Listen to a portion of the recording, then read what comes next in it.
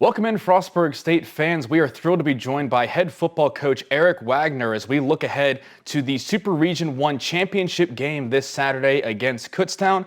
Coach, first off, we're just going to kind of take a look at the season and back to, your preseason camp of every coach start of the year wants to be able to play for a national championship at the end of the season. But what was going through your mind when you're looking at these guys of your expectations and what you thought this team could be this year?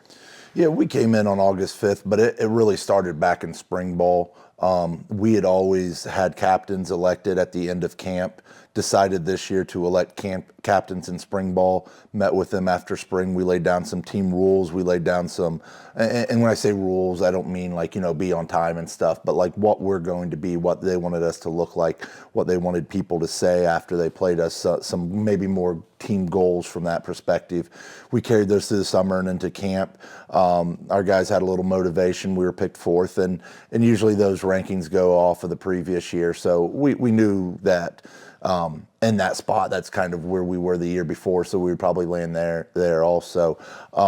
We didn't talk about really a national championship too much or a conference championship, but we sit down one day and we had everybody write down their goals. I had coaches write down their goals. I've went over mine with the players, let them have theirs so they could, two team goals, two individual playing goals, and then two academic goals from there, so that the way they could kind of track where they were. And the big one that came back was winning every game. So if you win every game, obviously conference and everything takes care of itself that way. Now, we didn't reach every goal that we wanted from that perspective, but I think it kept us more in a mindset of, when we got to Glenville and we had that loss, where last year it was like, it's a conference or bust, and when you don't get that win, things can go sideways. But we were just like, okay, game's over, nothing we can do about it. Our goal is to go 1-0 this week, and we went 1-0 in Charleston, and then from there and then it's just kind of built momentum as the seasons went on, and at the end of the year, and carried over into the playoffs. Obviously, that was a big talking point last year with starting out 6-0, finishing the year 0-5. Was that, sort of the lesson that you took where got off to that really good start, got one bad loss, and it kind of cascaded where this year it was like, okay, we took our bad loss, let's move on from it and not let it hang over us? Was that kind of, the thought process throughout, both the Glenville game and the Cal PA game towards the end of the year where let's not let this affect us the next week? I think a lot of guys were on the team last year, and a lot of those guys understood that piece of it, that you can't let the Saturday before bleed into the Saturday after, win or lose. So, when you had that bad Glenville game, actually I had a couple captains come in and talk to me that next Monday, and they're like, Coach, everything's good. We're all good. Locker room's great. We know we didn't play well. Should have played better. Could have won. We're ready to continue doing this thing. Where we didn't have that last year. And really, last year the Charleston game was bad. But the way we didn't finish the Wheeling game was where I think it kind of started to snowball. And a lot of that's on me. Hopefully, I learned a little bit more coaching on our coaches too, to be able to identify some things and say, hey, no, we need to get this turned back the correct way. Speaking of yourself, and you were a coordinator at the NAIA level and made some deep playoff runs, a lot of players on this roster haven't had that tournament experience of, you have to go on the road. You're playing the number 2 seed in the region. Then you have to go on the road again to a team that you just lost to about 3 weeks ago.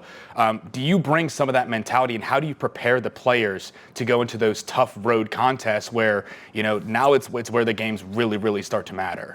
I mean, yeah, that experience has been great. Some of our coaches on our staff have also had some playoff experience too, bowl game experience. The biggest part of it for us was the players didn't have the experience. That's fine. Let's make it feel like it's just another regular season game.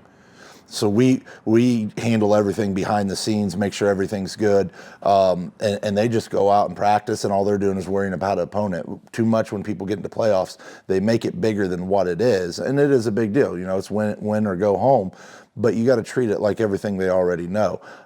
I'd been very fortunate, been in a number of playoff games, and where I was at before, called our head coach Kevin Donnelly, who I'd worked under and been in a ton of playoffs, and I had a pretty good idea of what he was going to tell me, but just kind of wanted some confirmation. And the biggest thing is don't break your routine, keep doing what you're doing. You get into the playoffs, don't sit here and say, okay, well, now we're just going to go all helmet practices so we're healthy, or we're going to go all full padded practices so we're ready to go, or we're going to try and install this new offense or defense, because you only have a week. At the end of the day, you only have a week, and they only have a week to prepare. So if you come in and you're trying to, Johnson C. Smith, we didn't know anything about him, but if we try to go and take all 11 games and break them down and find, hey, this works against this one play, and that works against this one play, and that works there, you're putting in a whole new offense, a whole new defense. So, you just have to understand who you are at the end of the day, what you're going to do, and get a good scouting report on them.